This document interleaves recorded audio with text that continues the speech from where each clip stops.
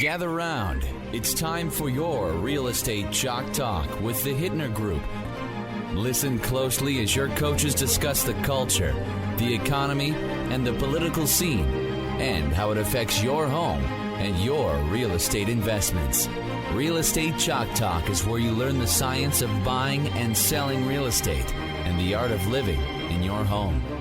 Your education begins in 5, 4, 3, 2, 1. Hey there, welcome to the program. This is your Real Estate Chalk Talk with the Hittner Group, hittnergroup.com, Hittner Group.com, 612-627-8000. That's 612-627-8000. Give us a ring-a-ling-a-ling. Happy to have a chat with you about your real estate needs. Of course, that call is with no cost and absolutely no obligation. Keith Jr. is in Florida, out for spring break, so we'll struggle on. A lot of people are on spring break right now, right? This week and next week. Yeah. Yeah. I think there's different sections of town that. Right. My daughter lives in Apple Valley. She's going next week. Okay. We're going to have the grandkids parked at our house for a few days. And then Keith and his twin sister I took him to the airport on Wednesday, and then Hillary to the airport on Friday. So where are they all going? Florida? Florida, different places, different coasts. Oh, really? Yeah. That's funny. Yeah, because I asked if they're going to hook up. Last year they got together, but they're going to be too far apart this year. So on purpose? I don't think on purpose. I think that's just the way it worked out. Okay, so here's the numbers, kids. Real estate market is doing well here in the 7-county metropolitan area. Inventory, active listings on the market right now, 6,200 listings on the market. January 1st, we had 5,400, so we're up about 13%, a little over 13% from the first of the year in active listings. New pendings this week, 814. Last week it was 801. So that's good. We're just seeing a little more activities. The active listings that went pending this week, days on market were 30. So of the properties that were sold, that's quicker. Last week it was 33. Now it's down a little bit. So the market's accelerating. Still, we're looking at just under 60 days on market. The market as a whole, 50 some odd days. Think what it has to be though, Keith, to get it to 60 days. Because there's properties just coming on and going off super fast, like yours did, and so that's really But when you look at it, you got 800 new pendings on a total active listing mark of 6,200. That's not that big of a number. We do have actually a large number of pending units now, just like total pending. So our contract ratio has gone up. We're above 50% now. So that is now showing that there is an active market where we've got more than 50%, if you understand your math and your ratios, of markets pending versus what's sold on the market. So that's an accelerating market. Still got a 2.5 months supply of inventory. New solds this week that's closed. Closed sales about the same as last week, about 590, 600 homes actually closed, so you're seeing that flow through. Just a really solid market, I think. We're flowing through. We had property came on the market. We had a lovely closing this week at your Roseville office. That was nice. Oh, really? Yeah. I haven't been to that one. Yeah. Nice office, too. So, and then we had a property that came on the market on Tuesday, sold right away. So you'll be be sending that file off to you. Got to go through some inspection, a little ticky-tacky, like you always do. But sold, quickly in that certain price range. And then other kinds of properties are just sitting, and that's where you got that days on market. If you have a house, existing home in Lakeville, that's in that 500 to 600 price range existing, good luck. I mean, that's Just tough? Wow. Why? Because there's so much new construction. Really? In Lakeville. So that's the competition in Lakeville. Your competition is new construction, no question about it. So, how do you sell against that? You're really it's hard.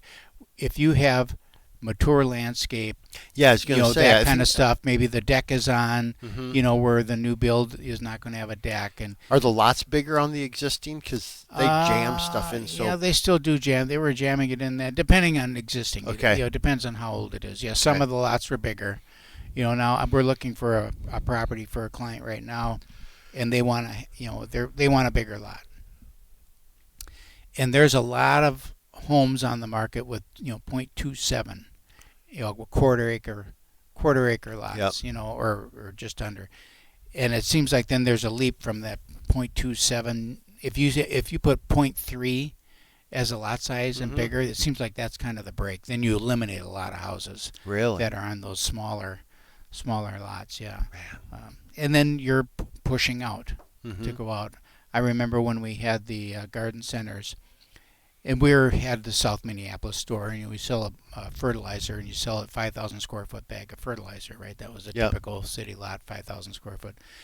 Then all of a sudden we get out in the suburbs, we open up our store in Apple Valley, or garden center in Apple Valley, and we're selling 20,000 square foot bags of fertilizer. Right. It's like, it's a lot. Yeah, it's a half acre lot. That's, take the house out, you got a half acre lot. There's a big suburban lots. And we used to call them big suburban lots. Well, there aren't any, they don't have big suburban lots anymore because they're so expensive that they get jammed in. Right. I was reflecting on new construction actually this morning. I don't even know why I was thinking about it. But I was thinking about home prices and lot prices and why homes are so expensive. And people don't realize how much money goes into the development process, into getting that sewer and water and the underground stuff in that you don't see. It's just you just take it for granted. Or some people just think the city did it, and the city doesn't do it. They don't. No, the developer does it. Okay. They do the roads though, right? No. The city. They don't do the roads into a new development. Nothing. No, it's all done by the developer. Really? Then they turn it over to the city to maintain. Okay. But even on my street, the development that I did, it's a private road, so we turned over the underground to the city. So they maintain the underground, the sewer and mechanicals and all that stuff. Yep. But the surface is all private. When that has to be resurfaced, we have to pay for it. Really? Yeah, and you see a lot of that because the cities, especially with infill lots, they just don't want to do it. And even with the snow plowing, we have to our street is a private contractor to plow the snow. And I called the city. I said, "Would you plow it for me? I'll pay you." Right. Just your guys. I just don't want to have to. You drive right by. Yep. And then nope, won't do it. Really? Yep. Will not do it. You have to do it. It's a private road, so you've got to handle it yourself. They're not going to take on that liability. Not going to take on the liability is right. But anyhow, so then you look at the home prices and what they are, and I was reflecting on the house that your son is working on in Woodbury, or that's in Oakdale, or so Lake Elmo. Lake Elmo, okay. Great big house, on this weird kind of lot there, and all that. Long, skinny driveway going in. It's like down and up. Where you're just going to sit there, that ice and the cost to develop that lot, and run the sewer and water in there just to that home site where it's so kind of out on a top of a mountain, surrounded by lowlands and ravines, and all that, all the way around it. I mean, there's huge cost to develop those kinds of things. And what I was thinking about is how there's always, in every development, there's always the last lot. We always say there's the next best lot. When you sell them out, and then what's the best lot? Well, the next best lot is the one you've got to sell because the other ones have been sold, right? And so many times you go in, and there's always one lot that is just, it's just not any good. Not that it's not any good, but it's not as good as the rest of them. So what do you do with that? Right. Because it's going to be the last one. So the cost of that lot, many times is spread out when you do the development. You figure out what your carry is, how long it's going to be. You build your interest carry into the price of all those lots, and then you try to absorb the cost of that lot. Because you're going to give that one away. You're going to give that one away. It's less, probably, right? Yeah. That's your par lot where there's no premium on it, or whatever it is. And then how do you do it? A lot of times you just have to build on it. And what made me start thinking about is the spring preview was going on. What a miserable week last weekend, right, with the snow. They canceled it. Well, sure. How are you going to do it? I mean, it's just some of them stayed open. The Style and Structure kept theirs open. They had traffic with it. Yeah, how do you who's going to cancel? It's not like it's orchestrated. I know. It's just, and the promotion is already out, so cancel it. Anyhow, So when you're building and you've got a development, especially a production builder in the spring, you like to have half a dozen spec homes ready, Right. Because you can sell them. Fall's different. You don't Right. want to go in the winter carrying a bunch of houses that you got to heat. But in the spring, you want to have those things out because that's when people are moving. You can go that one. You can be in that one by the end of June. Just finish it off. It's just great market. And that's a lot of times when you're going to get rid of that lot. Yeah. Yeah. So, but the market's robust. Have no problem with it at all. You got the properties that are running through quickly.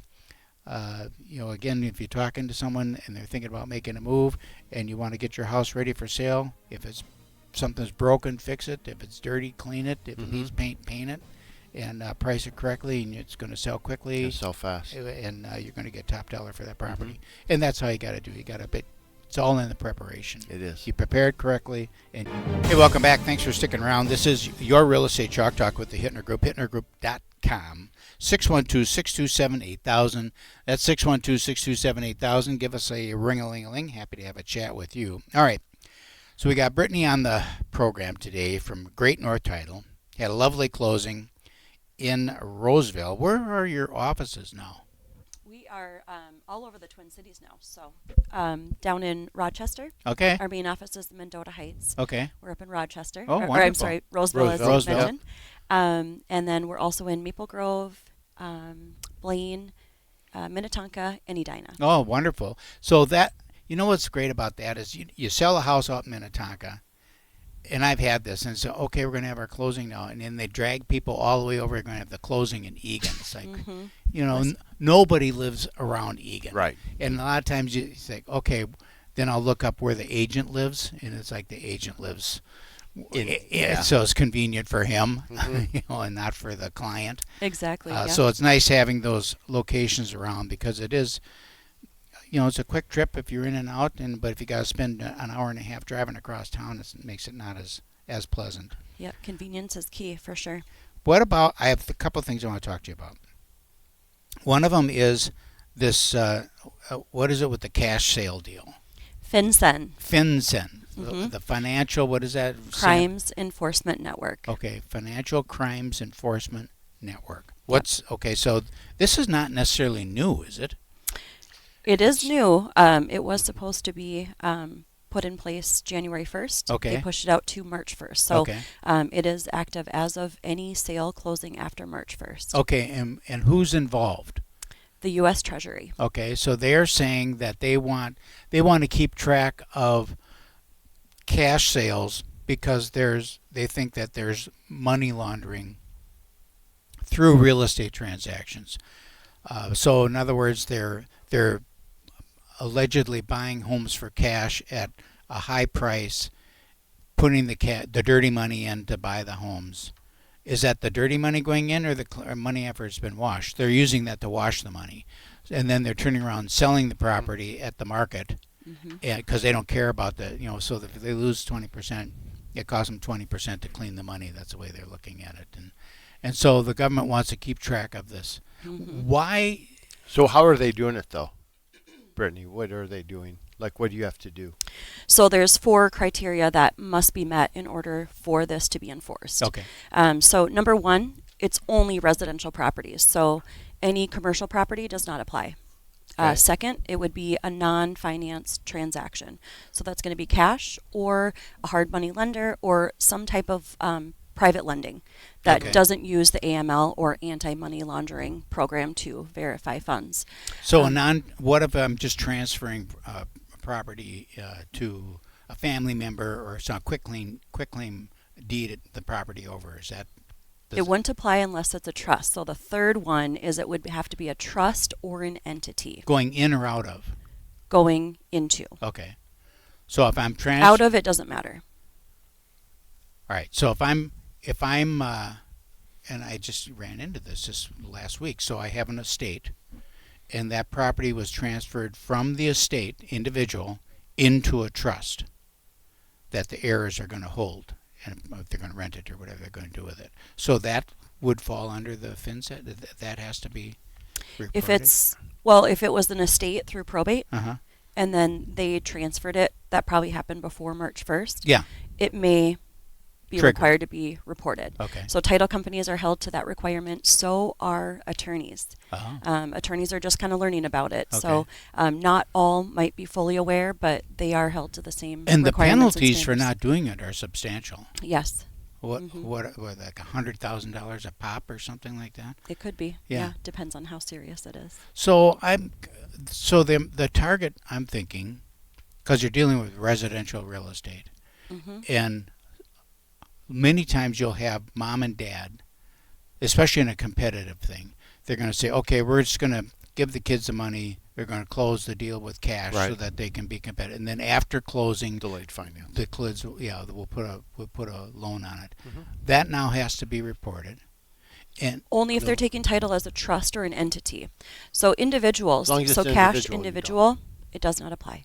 so cash deal to individuals does not apply. Okay, well then that makes a little bit more sense. Right, to so me. it only applies to trust and entities. Okay. And then if it's a residential property, could also be land, if that's Okay. zoned residential, up to 4 units. So if it's like a multi-use unit, like commercial and residential, that would apply. Okay. So but then, it's only if they're taking title as a company or a trust. so a commercial property.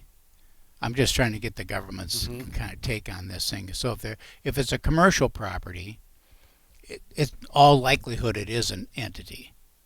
Most commercial properties are not taken individually. So it's like, okay, they're all LLCs, they're all corporations, they're all something. So we would just be doing all of them then. But if you're looking at money laundering, if I'm a drug dealer, or a syndicate, and I've got billions of dollars I'm trying to wash through, it seems to me that strip malls or something like that would be a pretty good thing to do, because you could buy strip malls up, throw them into an LLC or whatever it is, turn around and sell it, wash your money out. Now you've got clean money to do whatever you're going to do. Don't be throwing these ideas out there. Well, I don't think I feel like he's really comfortable with it. Yeah. I don't think I'm the first one that's ever thought of that. I think he but is. then, but to go with these smaller little individual things, I That don't really quite understand that. It seems like it's a lot of extra work. What kind of paperwork is involved with that? Like you were talking about a small investor or flipper, someone who's going to buy a home and rehab it, and he's buying it into his LLC and using a hard money to do that with. I mean, that's a pretty common occurrence. What kind of documentation is required? So it's all online. There's a .org site that has been created. And so basically we'll just send out that link. The buyer will have to enter in all of their beneficial ownership information and property information. The seller will also have to enter in their information into this same site. So although it doesn't matter if the seller is selling in the name of a trust, entity, individual, they will still have to enter their information only because their buyer is purchasing in cash in the name of a trust or entity for a residential property. Even if they got their money from a hard money lender, quote unquote, but it wasn't a bank, is essentially what an individual, that's got some money and he's loaning money out to people. So then does that individual, okay, so now I'm a hard money lender. Just trying to understand this. I got a bunch of money that Kelvin gave me, and I'm going to borrow it out to people so that they can rehab houses and stuff like that. What kind of why would I be involved in it? I'm just loaning money to a guy over here. If you are the lender, you're not necessarily involved, except that your buyer, if they're purchasing in the name of an entity, which they probably would be, would have to enter in where that money is coming from. So it wouldn't affect you. Okay, so I don't have to fill out guy. any No. form. Okay. So he's just saying I got it from Joe Smith over here. Disclosing where the funds are coming from. Okay. And who the beneficial owner is. I wonder if anyone's ever going to lie on that form. Nope. Never. Can't lie. If I'm a drug dealer and I'm laundering money, I wonder if I'm going to lie on that form. They'll have it documented then when they get caught. Yeah, really. Okay, so that seems kind of like a waste of time. Does it delay things? You just closed one of these this week, didn't you? Or Yes. recently? Yep, we've had a few successfully closed this way. Okay.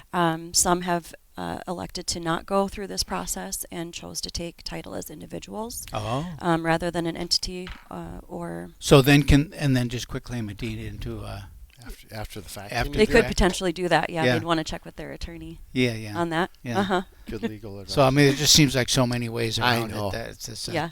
Isn't it funny? In a 5-minute, 8-minute conversation, you kind of figured out how to get around all of it. all of it. Yeah, And think how long it took for them to put all this together and then Yeah. create the site and do this and spend hundreds of thousands of dollars getting ready. with and committees and all that Yeah. stuff who have never bought it or sold a piece of Yeah. real estate or done a flip home in their whole Perfect. life. Yeah. Yep. But it is a quick process. We Is just it? send the link over. They enter in their information. We should hear back within 24 hours, usually quicker right now, that it's approved and we're ready to move It forward. just seems like they're gathering more and more information, and that's their power, I think this So- is just the first step. I think so too. Mm. All right, so now my next question has to do with insurance, and because there was a article I read this week that's talking about the Master Association insurance policies and the delays in getting the documentation that is causing in closings, delaying closings and whatnot, because title insurance companies are not issuing title insurance. They won't issue because they're guaranteeing clear title. So they're not issuing title insurance companies. We've run into this a number of times in some of the older communities where there is a master association, and you go to the homeowner and say, okay, I need this and this and this and this for the homeowners association, and they don't even know who to call. I mean, they just don't have it because you've got this master association that takes care of everything. Then there's this one does this kind of units, this one does the common grounds, this one does the single family. You know what I'm saying? And just getting the document, the financials on that, sometimes it's just miserable. All the sub-associations.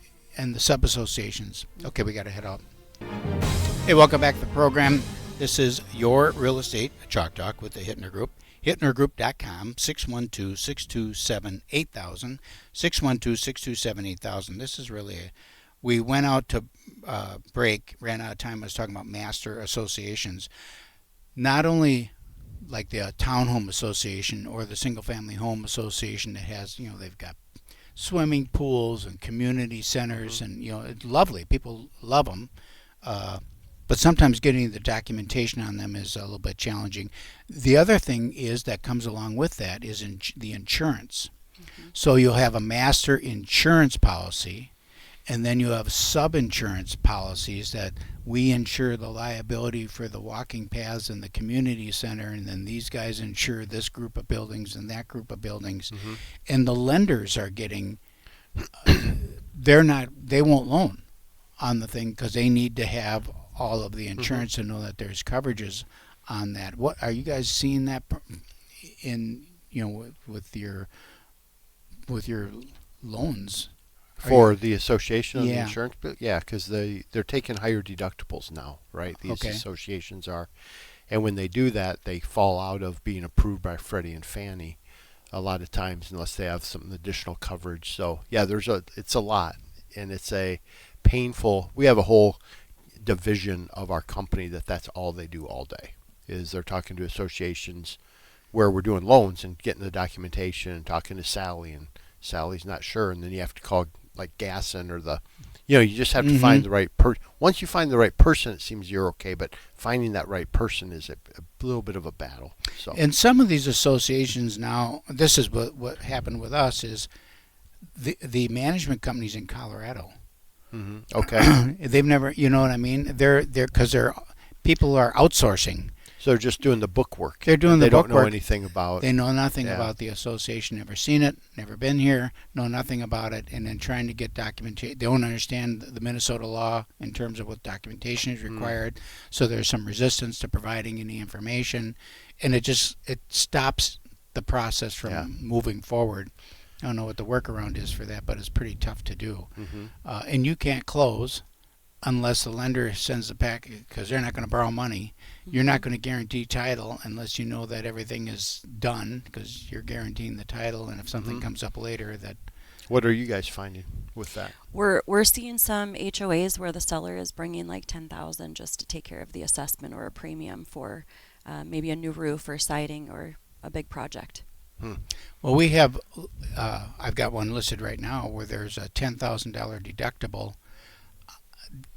gap between the HOA policy and the owner's policy. So, so that has Their to be, HO6 policy. yeah, the HO6. So that has to be made up by the individual. Yep. There's a rider you can purchase and cover that gap. Okay. Yep. So that's, now you've got 3 policies to get the same thing. So then people kind of get freaked out by it. Yep. Condos is another condo building, like apartment style flat. We're seeing some real resistance there in the condo market, apartment style flat market, just because when something goes wrong with that building, I mean, it's $1 million repair work. I mean, it's millions of dollars. It's substantial. And all these association fees seem like they're going up pretty substantially. I was visiting with Matt, who is helping just because his son is looking right now. And he's down in Florida, but the association fees down there in Florida are just outrageous. And we see it here too. $500-$600 a month is not uncommon. And if you took that amount and just put it into your mortgage payment, you buy a significantly larger home. Right. So or hire someone for lawn care and snow removal and save there you money. go. I was chatting That's with a great idea. I was chatting. That's what I do. I mean, I was chatting with someone earlier this week. They called, referred by a past client, and his daughter is going to go to college up here, and he thought, I think I'm just going to buy a house or buy a townhouse or something rather than pay rent. Well, when we looked at the numbers and really looked at the numbers, first of all, you can't buy anything, for that makes sense financially for that time period that he's going to turn around and sell in a couple years and get his money back out of it. And then the other, and so he's, well, what about a like a condo apartment thing? He thought that was going to be real cheap, and yes, they're reasonable. But then all of a sudden we're looking at $500 a month dues, and you don't get anything. It's not like you. No. And it'll probably go up every year after that. So he's just like, I got to rethink this thing because renting looks pretty good right now. And we had clients in the past. I had one client, his goal was, he had a building in Apple Valley that was a condo building. And his goal was to buy the whole floor in that building. So every time one unit came on the market, he bought it because he wanted to own the whole floor. And it's like, that today would not make financial sense, at all. You'd have to. Sounds like a New York condo move. Yeah, you'd have to buy the entire building and then eliminate the association and just run it like a apartment building because it doesn't make sense. I think a lot of management companies are now splitting off the association insurance as well, so you're having to pay for that separately. So they're going to keep that HOA dues monthly fee high and also split off the insurance, so you're having to pay that annually or or they try to make it look better, right? The association, our association fee is only $275, right? Well, your insurance is separate, that, right? Well, and that's a fair, because it's actually smart to do that because, quite honestly, that insurance is going to fluctuate a lot more than lawn mowing and snow removal. And people understand that. Yeah. It's like insurance. Okay, so here's the insurance fee for this year. We've negotiated the best it is. Here's what it is. But our dues stayed the same. The maintenance stayed the same. The reserves we're still building repair reserves and all that stuff. We've done our 10-year study. All that is good. But this is bouncing around over here, and we don't have any control over it as an association. So we're just going to line item that. Yeah. And I actually like that better. It's more transparent than trying to bury it into a number somehow. So you've been building your business over the last few years. What has surprised you about it? I guess how excited our clients are for us, really. Like, they've truly supported us from the beginning, and our business is based off of referral and repeat business, and honestly, I just feel so blessed that I've been surrounded by such wonderful people and so much support. So your clients really are agents and loan officers. Yep. It isn't the consumer. The consumer is brought there, and of course they're part of the transaction. It's a lovely experience there. You go in, you get, you're making them coffee, espresso, and I'm a part-time barista. Yeah, and Are you? Yeah, it's really terrific. It's a very nice experience. But the client is actually the loan officer and the real estate agent, And even like this, you got the best pens. I'm holding up a pen right now. The best pens in the United States of America. I love them. And then the notepads, all of that, the accoutrements that come with that whole thing. I don't know if that's the right word. I think it is. That come with it. That process makes that experience good not only for the client, but for the agent as well, because we're out there slugging it out in the field. You like to go in. You want to have a pleasant experience. You want to have a nice environment to do business in. And it's great. What's the thing that you've found has been on the other side? It's like, I didn't expect this problem, but I've had to deal with it. Just writing out the market really and trying to balance employment with that. That's tough, right? Yep. Because and balancing out the teams. Yeah, are you seasonal? Kind of We seasonal, typically right? are, but ever since COVID, we've been pretty steady through the winter, which is kind of abnormal for Minnesota. But do you do anything employment-wise then in the slower times, or do you just pick up like contracting closers in the summer when you're busy, or how do you manage that? We are all in-house, Okay. unless there's a special request to send someone long distance. But we just try to balance it out. In the wintertime is when we play catch up and kind of review our processes. How can we do it better come the spring market? When we don't slow down, we don't have much time to do that. But we've made some adjustments that I think will provide a better customer service. So you have a experience. lot of offices now. How do you work that from a team standpoint? You can't be everywhere. I mean, I went up in Roseville. You did my closing. It's like I wasn't really expecting you to be there doing the closing. I'm everywhere. Yeah. No, we do have a closer that's assigned to each location. Okay. And it's convenient for them as well. They live close to that location. So it just works out really well. If I'm not able to make it, I can just lean on the closer that is in that area to take over and just know that they'll be in good hands still with them. Tell us a little bit about your team then, in terms of the back office part. Who's doing the actual process? You're talking the documents and all that, but you've got staff that we're communicating with all the way through the file. Just tell us a little bit about them. Yeah, most people don't realize how many people are actually involved in their file, even on the lending side.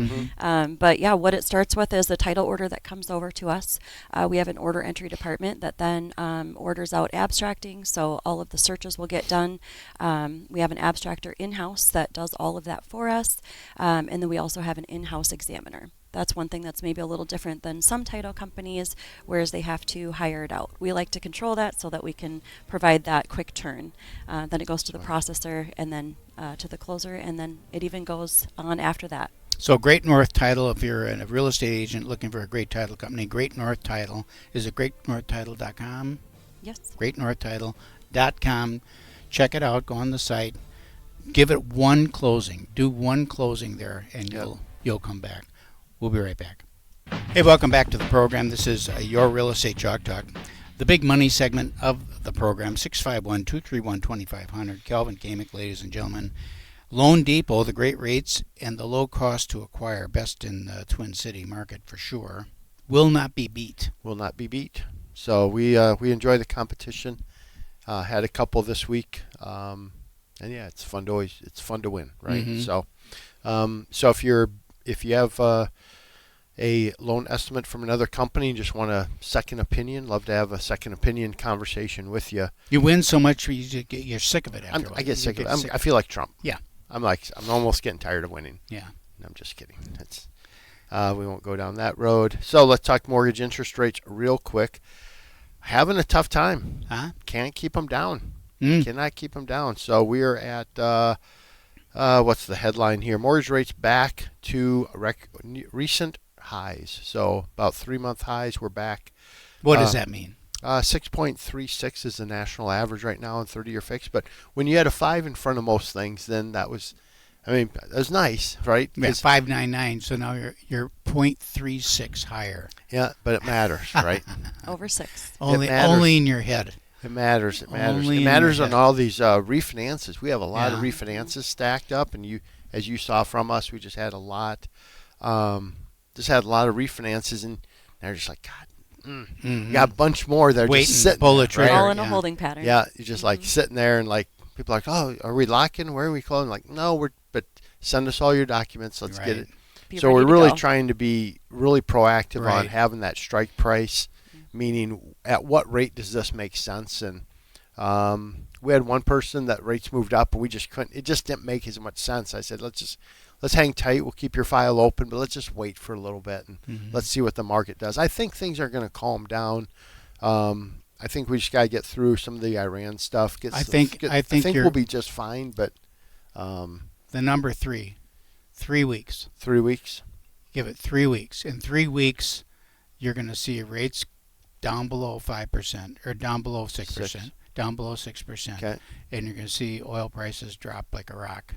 Yeah, probably, right? Yeah. So, but, we deal with today, and today that's not where they're at. A couple other things that are affecting rates right now, I'll just go to our stuff that we were looking at. Significant losses on the job losses came in a lot higher than expected, so that wasn't, one of the articles was the Fed's in a real tough spot, right? They see job losses and they see inflation coming up. So there's kind of this crossing that they're just like, we're not sure what to do. And they were anticipating, 3 reductions. Now they're saying maybe one. I think we'll for sure get one because there'll be a new Fed chair in. And I think just out of just because, right? I think they're going to do one regardless. And that will be probably, my guess would be end of May, June would be when that's going to occur. A lot of revisions on all the numbers. I don't understand that deal. I don't understand how you can give me numbers 1 month and then we go back and then look. And they're different. and then sometimes they're up and sometimes they're down. And yeah, so the previous job gains for December and January were revised downward by 69,000 total. So just showing a weaker labor market. And I don't care what administration's in. We've had this conversation for 20 years on this revisions deal, and I don't understand it, but it's almost like they get the headline and then they try to clean up the numbers. Well, the other thing about that whole thing is if you're looking at that one statistic, I mean, you can make statistics say anything you want, but I mean, if you look at that one stat, there were fewer jobs. Okay, well, what's that say about productivity? Maybe productivity went up, so you don't need the people. Right. So you're producing the same amount, but you have fewer people. Well, that answers your reason for your upward pressure on pricing and inflation. Then you've got oil prices up, which affects everything. Right. So it's like, well, it's not rocket science of why you've got a little inflationary pressure. So, you know what I mean? It's also understandable, but the media that is reporting, if it bleeds, it leads. Yep. So they're going to pick that number and hammer on it just because they don't want to look any deeper. Yeah. So the causes: high interest rates, global economic uncertainty, and rising oil prices following conflict in the Middle East are cited as key contributors to what's happening. And the Federal Reserve, poor data for interest rates, a dilemma between weakening labor market and combating inflation. So they're just everybody's in a tough spot and they're just kind of hanging and watching the market. And we're volatile. I mean, yesterday we had 2 price changes throughout the day. So we can literally be talking to somebody and then the market, they shut down our lock desk and then you always kind of like, and we see it, like I was just looking here, we opened the market today down 28 basis points. Now we're up 14. So it means we're net 10, so it's just this fluctuation, but it's just the trend is up and your rate is most likely going to have a 6 in front of it. Low 6s, still not horrible, but a little higher than what it was. So I was talking though with a client, which was interesting. So I'll ask your opinion on this, Keith. Looking between $450,000 and $525,000, right? So looking in that range, right, $75,000 swing, what do you think the difference in the payment is if I buy a $450,000 home or a $525,000 home? What's the difference in that payment, do you think? $60. It's $500. $500 a month? Yep. Really? Yep, in the payment. So for every $25,000, the difference was $167. That's substantial. Yeah, kind of. I think it is. Do you? Yeah. I didn't think it was that bad. I thought that's not horrible. So basically, go from $450 home for $450 or $500. The cost is about $400. Uh-huh. So it's about $100. Yeah. So Or 160. That would It's chip 167. that would chip a lot of people over. 167. Another $500 a month out of your pocket. Yeah, true. No, it's a car payment for Yep. somebody. Yeah, well, car payment I saw yesterday was $800. So Yeah, well, $780. we're not talking about a BMW here. It was a Honda. Honda? Yeah, because it was Honda 5. Like, what kind of Honda can you buy and have that big a payment? I didn't understand it. I did question them. But it was interesting. These people, a lot of people, we like to give them our loan comparison worksheet and just show them, like, hey, here, when you go $25,000 chunks, what does it shift? So it shifts the payment a lot more than it does the cash to close, because the cash to close doesn't move that much, right. On that. So it's just always fun to have the conversation, and we just try to do a really good job of giving you a lot of options. And then twice this week I had a Teams call or a Zoom call with the client, and just going through the rate stack. And I just show them our pricing, because I don't want it to ever, I never want to get beat by somebody saying, well, our rates here or there. And then I had one where they were charging them 1.5 points. Well, yeah, the rate was lower because they charge you 1.5 points. Right, so I just buying it down. So I'm like, hey, just look here, and here's where, what do you want to pay? Because it's you can get any rate you want. Keith, you want 4.5% rate? I can get it for you today. Yeah. So it's just going to cost you a lot of money. Or I can get you a 6.5 rate, and it'll cost you 0, right? So and then you just take that, and then we talk about, like, what's the cost of, what's it going to take for you to make up that difference? You paid, $6,000 for something, so how long is it going to take you to be even on that? What about the different down, like 5% down, 10% down, 15%? Is there any movement in there in terms of because you're laying some of that risk off onto the insurance? On the rate? Yeah. Or on the, the rate is actually better. The best rate is probably 15% down, because you get a little love from a mortgage insurance company. So you have some coverage on there. So 5, 10, 15 is going to be your lowest. 20% down always used to be the lowest rate. Right. It's not. Now, there's some of that shifting away, because they are taking some of these loan level price adjustments, which no one understands or cares about, but they're taking some of those away because the previous administration said, like, well, you have bad credit, but that's not your fault. Yeah. That's not your fault. Yeah. So now it is getting back to the point where, like, if you have better credit, you get better rates. Right. Maybe the way it should be, because you it was your managed fault. world. Yeah. Maybe it was your fault. Yeah. So we have minute 53. We talked about something this morning in our pre-radio show conference. Okay. And you said, we were talking just about the market, and there's a lot of home selling, just a lot of weirdness kind of in the world. And you said something that said people are no longer grounded in anything. Right. Talk about that just for a minute. Like, what do you see that in terms of stability of the markets and stuff like that? I think that the market is volatile, and a lot of the volatility is based on emotion. And the emotion, I think, comes from a fact that, in my opinion, I see a lot of people who are not grounded in anything. So they are not grounded in faith. They have no faith anymore. They don't believe. They're not having kids because they don't want to have to take care of the kids. They're not getting married because they don't want to make a commitment to another person. They're looking at renting because they might want to move someday, and have some adventure. Bailing on their lease is easier than selling their home. So there's no stabilizing commitment. We did a study a long time ago for homes, or for businesses. We should go in the workforce that is married and own a home close to where they work is a more stable workforce. There's less volatility. Well, that transcends now into the marketplace itself. So when you have people who are not grounded in anything, then the wind will blow them wherever the wind blows them. They're headline readers, and they read a headline, they get all whipped up about it, and they're all of a sudden they're selling their stock, they're doing this, they're running around with their hair on fire, and we see a lot of that. Yeah. A lot of fear. Yep. So no longer grounded in anything. It's a good conversation. So Kelvin Kamink, Loan Depot, give me a call, 651-231-2500. Love to have a conversation with you regarding your home financing needs. And that's the show.